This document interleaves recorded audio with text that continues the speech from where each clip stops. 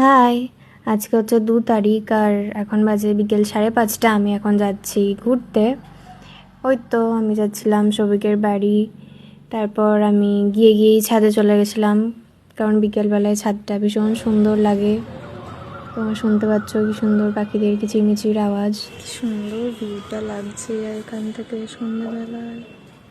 Wow! আরও যত সন্ধে বাড়ছিল ততই চারিদিকটা আরও বেশি সুন্দর লাগছিল। তারপর আমরা নিচে চলে এলাম, কারণ উপরে খুব মশা ছিল। আর এসেই ও চা বসিয়ে দিয়েছে, ও নিজের জন্য, দিদার জন্য, আমার জন্য। এই জানালা থেকে খুব সুন্দর একটা ভিউ পাওয়া যায় সন্ধ্যাবেলায়। বেশ ফুরফুরে হাওয়া দেয় এই দিকটাতে, কিন্তু আজকে দিচ্ছে না, কারণ আজকে বিশাল গরম লাগছে। দিদা বলছে সেদিন ডাল বড়াগুলো খুব ভালো লেগেছে, আজকেও খেতে চাইছে। চলো নিয়ে আসি। আমি একা যাব না, দিদা বললো তোমাকে আমার সাথে যেতে, আমাকে একা যেতে বারণ করলো। চা খেয়েই তো যাবো। চানাচুর কে খাবে? আমি দিদাকে চা দিতে যাচ্ছি। আমার বর চা করেছে দিদার জন্য। নাও দিদা চা, এখানে রাখছি। ঠিক আছে, মোটামুটি ভালোই বানিয়েছি চাটা।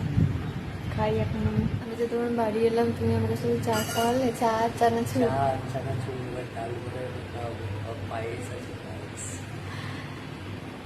অনেক খাবার, অনেক এত খাবার আর 3 দিন খেতেই হবে। তারপর আমি আর দিদা ব্যালকনিতে বসে বসে চাঁদ দেখতে দেখতে গল্প করছিলাম। তারপর ডাল বড়া নিয়ে চলে এলো। ডাল বড়া নিয়ে চলে এসছে আমার আর দিদার খাওয়ার জন্য। আমি আর দিদা খাবো এখন। খাবে তো? এখন আমি আবার বাড়ি যাবো, আমাকে রেখে আসবে আমার ড্রাইভার, তাই তো? তারপর আমাদের পাড়াতেই প্রসাদ দিচ্ছিল, সেই প্রসাদটা নিলাম।